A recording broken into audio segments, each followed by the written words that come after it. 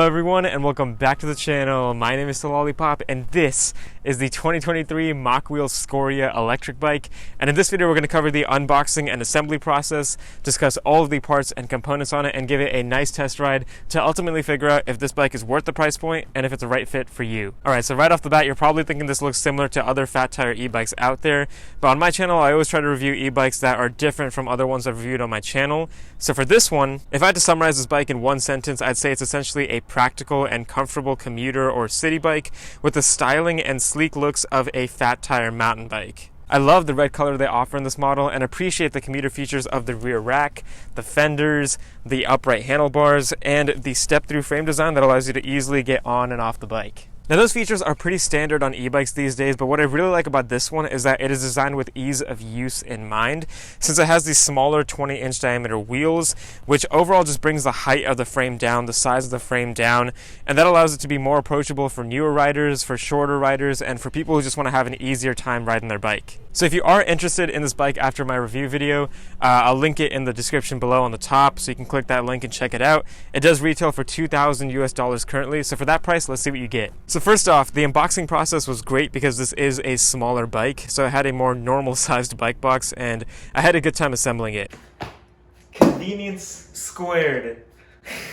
It also came with some nice tools like some larger wrenches, extra bolts, a small pump, and stuff like that. I also really appreciated them including an extra set of brake pads for when they wear out on the bike, but unfortunately for me the bike did come damaged in the box. The front fender was a bit chipped, which isn't a big deal, but the rear rack was definitely bent off to the side, and the left controller clamp was also broken off, so I could not really attach the actual controller to the bike. This could have just been a one-off experience for me due to shipping damages, and fortunately the company was able to quickly send me replacement parts and I got it all fixed, but that's just something to note. But now let's go over what you get on this bike for $2,000, and honestly I am impressed by some of the parts on this bike. So first off, for the battery and motor, we have a large 48 volt 19.6 amp hour Samsung battery paired to a 750 watt motor with 90 newton meters of torque on the back wheel hub right here, and this allows you to go to a max speed of 20 miles per hour using the throttle and 25 to 28 miles per hour using pedal assist, and it has a claimed range of 60 to 80 miles. Now this bike has a good amount of power for its intention, and it accelerates quick enough for sure.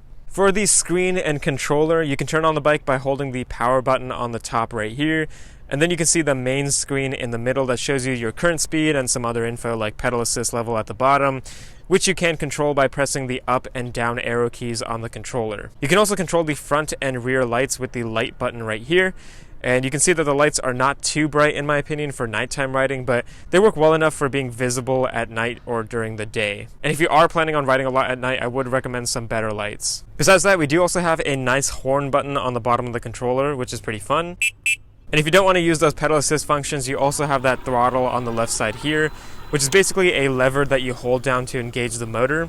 And I like the system a lot. It's pretty easy to use and the bike accelerates quickly.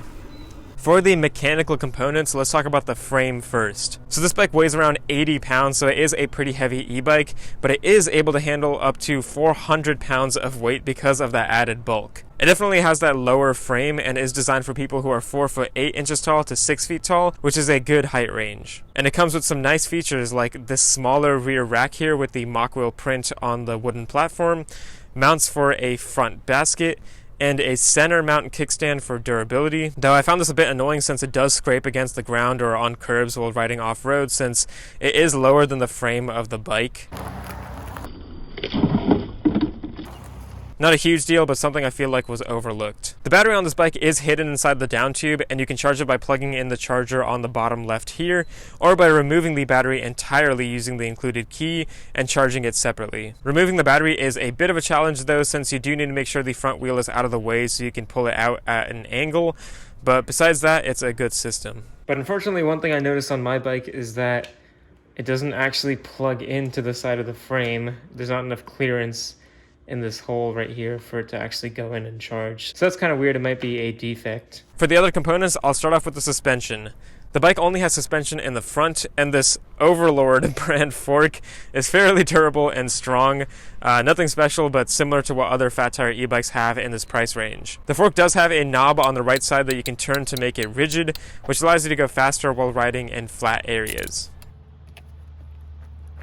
Next, this bike comes with 20-inch diameter wheels, so a smaller wheel size that helps keep the bike lower to the ground. The wheels are a 5-spoke style instead of a typical bike wheel, and normally I don't prefer these types of wheels since although they may look cool, you can't really true them straight if they become bent, but I think they're fine for the style of this bike and where you won't really be too rough with them. For the tires, we have 4-inch wide Kenda branded tires with good traction for off-roading, and they have a reflective sidewall so cars can see you better, which is a good safety feature. Now the brakes are a component that really shines on this bike since it comes with Tektro branded hydraulic disc brakes, and these work very well and have a good amount of stopping power, which is a necessity for e-bikes in my opinion. Next we have the drivetrain. This one is mostly pretty average with a larger front alloy crankset for maintaining speed, a 7-speed freewheel in the back to give you some limited gearing options, and a Shimano Tourney rear derailleur. This derailleur is low quality and I wish they included a higher end one like a Shimano Altus, or at least the updated version of the Tourney since this one is super flimsy. However, they did make up for that a little bit by including a Shimano Altus trigger shifter on the handlebar, which is something I never see on fat tire e-bikes like this, so that's pretty cool. And one last thing I do want to mention is that the grips on this bike are pretty comfortable and have the Mokwheel logo imprinted on them, so I think that's a nice touch. But that is pretty much it for the components overview on this bike. Now let's get on it and start riding. Alright, test riding the Mokwheel Scoria. My camera angle is a little strange here because of the design of the bike. The handlebars are so high, so you can kind of see the frame down here. But yeah, like I mentioned in my video, 20 miles per hour on the throttle, but on pedal assist, it's much better. So you got 20, 21, 2, 3, 4, 25, 26, and I'm sure it could go a little higher than that as well, so like that's why I said 25 to 28 miles per hour max on the pedal assist. So I really like that. I do want to take it off-road since it does have those off-road tires on here and kind of test it out on some dirt pads here. Yeah, this handles it perfectly over here. The tires on this bike just have a lot of good traction and they're very stable with that large fat tire width we got. So I feel really stable on this bike.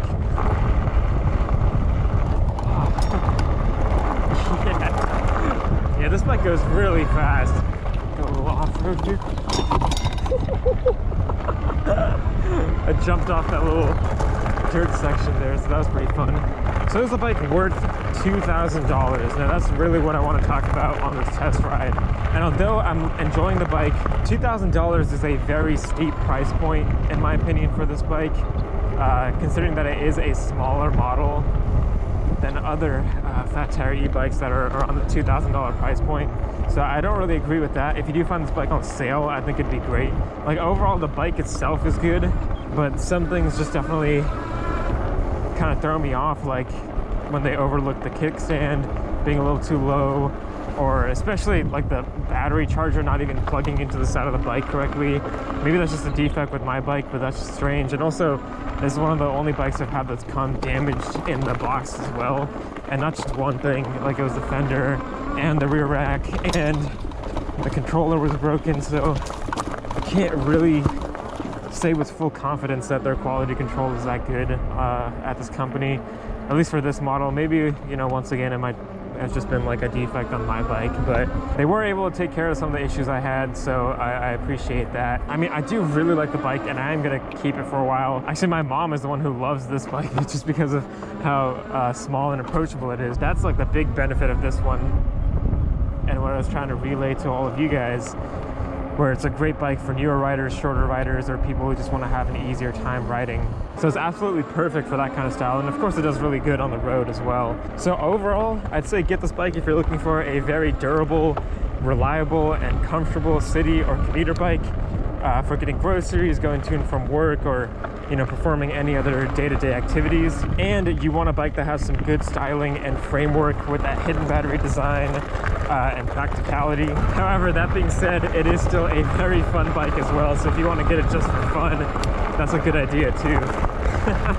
Like, it accelerates quickly and has a good top speed as well. But that is it for this video, everyone. Thank you all so much for being with me here this morning. I hope all of you have a good morning today. I hope you enjoyed the review and it helped you out. Once again, click the link in the description below if you do want to check out this bike. But with that, I hope all of you have a great day today, and remember to keep biking out there.